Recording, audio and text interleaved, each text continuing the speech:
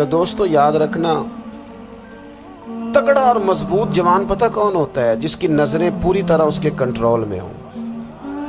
یہ علامت جوانی ہے۔ جس آدمی کا پوری طرح، دو لوگ دنیا میں کبھی کوئی کارنامہ سر انجام نہیں دے سکتے، ایک جو حرام کھاتا ہو، ایک جس کی نظر ناپاک ہو۔ محمد بن قاسم جب یہاں آئے تھے نا تو ایک دن بڑے پریشان تھے، تو ایک بزرگ کہنے لگے آپ کیوں پریشان ہیں؟ کہنے لگے راجہ دہر سے مقابلہ ہے اور ہماری فوج تو سندھ کے رستے بھی نہیں جانتی، زبان بھی نہیں جانتی، لڑیں گے کیسے؟ 2-4 دن کے بعد ان بزرگوں کی دوبارہ محمد بن قاسم سے ملاقات ہوئی تو بڑے خوش تھے۔ کہا اب آپ کیوں خوش ہیں؟ کہنے لگے وہ میرا مقابلہ نہیں کر سکتا، میں نے تحقیق کر لی ہے۔ کہا کیوں؟ کہنے لگے نظر کا گندہ ہے، اور جو نظر کے گندے ہوتے ہیں وہ میدانوں میں ٹھہرا نہیں کرتے۔ میدان کے لیے نکلنے کے لیے پاک جوانی کی ضرورت ہوتی ہے، تطہیر مزاج ہونا ضروری ہوتا ہے، پاکیزہ افکار اور سچی اور سچی ستھری سوچوں کا ہونا ضروری ہوتا ہے۔ اس لیے فرمایا کہ میرا مقابلہ نہیں کر سکتا۔ حضرت عبداللہ ابن حذافہ کمرے میں تھے تو وزیر کی بیٹی اندر سجی سنوری پہنچ گئی۔ جیسے ہی آپ نے اس کفر کی چال کو دیکھا تو تیمم کر کے نفل شروع کیے۔ وہ ساری رات بیٹھی رہی، رب کا بندہ ساری رات عبادت کرتا رہا۔ عبادت بڑا سہارا ہے، مصلی بڑا سہارا ہے اللہ کے بندوں۔ صبح دروازہ کھولا، وزیر نے اپنی بچی سے پوچھنا چاہتا تھا رزلٹ کیا نکلا، تو وہ کہنے لگی پیچھے ہٹ جا، اب تیرا میرا تعلق کوئی نہیں، میں نے نبی پاک کا کلمہ پڑھ لیا۔ اس نے کہا میں نے بھی زمانہ دیکھا ہے، پر یہ کیا لوگ ہیں، کستوری کے بنے ہوئے، سندل سے دھلے ہوئے، کہ میں ساری رات کمرے میں رہی اور 100 اور 1000 آدمی جس جوان کا مقابلہ نہ کر سکے، اتنا طاقتور جوان کمرے میں رہا اور اسے نظر اٹھا کے نہ دیکھا۔ وہ کچا رنگے للاری والا جڑا چڑھدا تے لیندا رہندا ہے، اے عشق تیرے دا رنگ محمد چڑھیا پھر نہیں لیندا۔ میں کہا ایک دفعہ نظر اٹھا کے نہیں دیکھا، کمال ہو گئی۔ اتنے بڑے لوگ، اتنی بڑی سعادت مندی، فیروز بختی، معاملہ فہمی حد ہو گئی۔ اللہ اکبر۔ دوستو بادشاہ جب پوری طرح ہار گیا نا، اس نے کہا مار دو۔ تیل گرم کیا ایک کڑاہی میں، اور جب آپ کو اس میں ڈالنے لگے تو آپ کی آنکھوں میں آنسو آ گئے۔ بادشاہ کا خیال ہوا شاید نرم ہو گئے ہیں، کہنے لگا روئے کیوں؟ فرمانے لگے سوچتا ہوں جان ہی ایک ہے،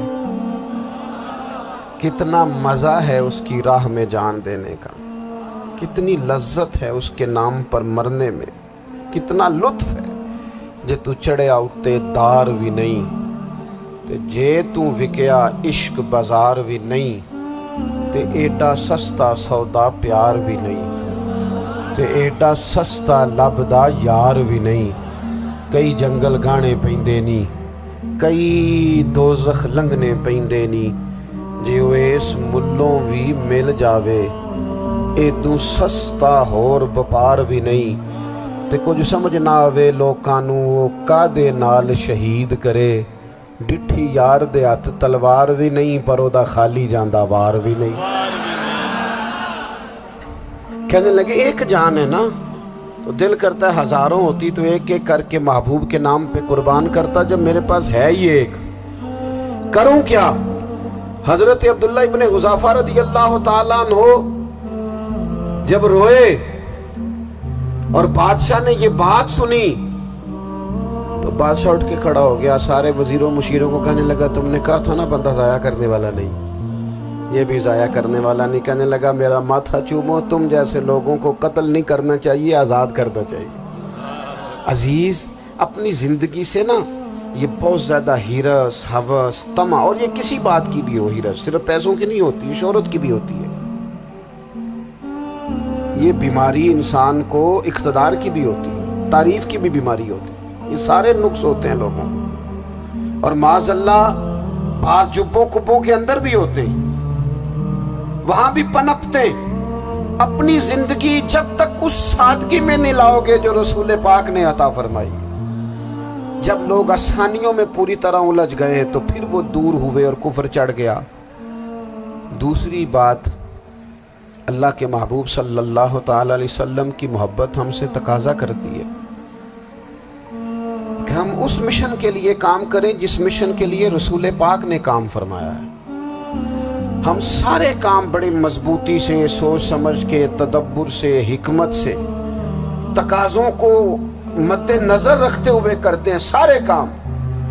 دین کے کام میں ہمارا مزاج نہیں ہوتا، او ہو جائے گا جی، آپ بسم اللہ پڑھیں جی، شروع کریں جی۔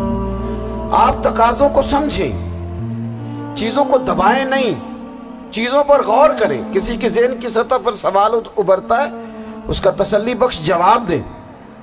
اپنی زندگی میں دین کے کام کے لیے اپنے آپ کو وقف کریں، اور دین کے کام کے بہت سارے پہلو ہیں۔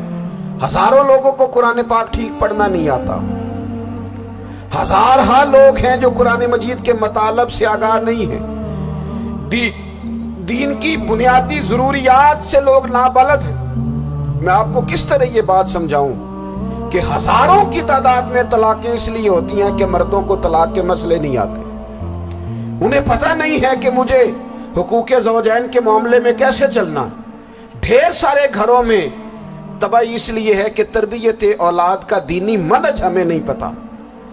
اپنا حصہ ملائیں دین کے کام میں۔ ایک آدمی کو اگر تو نمازی کرنے میں کامیاب ہو گیا، تیری زندگی بدل گئی۔ وہ دین بیزار لوگ جو ہمارے بیچ بیٹھ کے ہماری نوجوان نسل کو پگڑی اور داڑھی کا نام لے کے بنیادی طور پر دین سے دور کرتے ہیں، ایسے نوجوانوں کو دین کا پیغام محبت دے کر دین کے قریب کرنا ہماری ڈیوٹیوں کا حصہ ہے۔ ہمیں ذمہ داری کا احساس کرنا پڑے گا، ہمیں یہ خاص قدم اٹھانا پڑے گا، توجہ دینی پڑے گی۔ مساجد، مدارس، میں آپ سے عرض کروں، اتنی ڈٹ کے مخالفت ہوتی ہے نا مدرسوں کی، اتنی ڈٹ کے۔ میں ادارہ چلاتا ہوں، اس کے چلانے میں جو مشکلات ہیں وہ تو ہم بتا نہیں سکتے آپ کو، اس لیے کہ میری قوم، میرا اس قوم سے تعلق ہے جو نعت خواں امیر کرنا چاہتی ہے، مدرسے نہیں، نقیب خطیب پیدا کرنا چاہتی ہے، شعر و شاعری کی زندگی کو پروان چڑھانا چاہتی ہے۔ فقط ہمارا ان لوگوں سے تعلق ہے جو لاکھوں کروڑوں روپیہ محافل پہ لگائیں گے، اور قاری صاحب بیچارے اگر مسجد کا کوئی ہونے والا کام کسی وقت بتا دیں گے تو وہ بڑی مشکل آ جائے گی ان کے لیے۔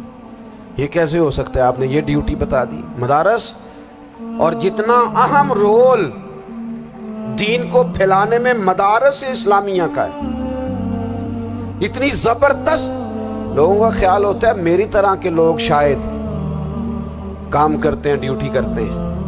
یہ 10-15 لوگ آپ کو نظر آتے ہیں جو آپ کو کہیں میڈیا پر یا ادھر ادھر ڈیوٹی کرتے، مخلص لوگ اپنی جگہ پہ وہ بھی بڑا ہی کام کر رہے ہیں، جو میڈیا پہ آ کے بھی اخلاص سے اور درد دل سے کو دین کی، ان کی بھی کسی بات کی حوصلہ شکنی نہیں۔ لیکن ہزارہا اساتذہ جو مدارس میں بیٹھ کے پڑھاتے ہیں، انہوں نے وہ سارے لوگ تیار، آپ سمجھ نہیں سکتے کتنا بڑا کام۔ حفظ کا استاد جو ہوتا ہے نا، اس کی ڈیوٹی 24 گھنٹے ہوتی ہے، فجر سے پہلے، اور اس نے بچوں کو اٹھانا۔ تنخواہ تو ہم انہیں دینا نہیں نہ چاہتے جی، تنخواہ نہیں دے دی انہوں نے، ہمیں مولوی امیر نہ ہو جانا۔ مولوی نو تے سوٹ بھی 27ویں والی رات دے ہے تاکہ کدھر سوان کے عید والے دن پا نہ لوے، کیونکہ 27ویں تو بعد تے درزی پڑتا ہی کوئی نہیں، کیوں حضرت ایسے ہی ہے نا، اس وقت تو نہیں نہ لیتا۔ تو ہم چاہتے ہیں مولوی ہماری مرضی کے ہماری طرح کا سوٹ نہ پہن لے۔ مدارس کی مضبوطی آپ یہ دیکھ لیں، یہ صلاح الدین ایوبی کا تعلق بھلا کس چیز سے تھا؟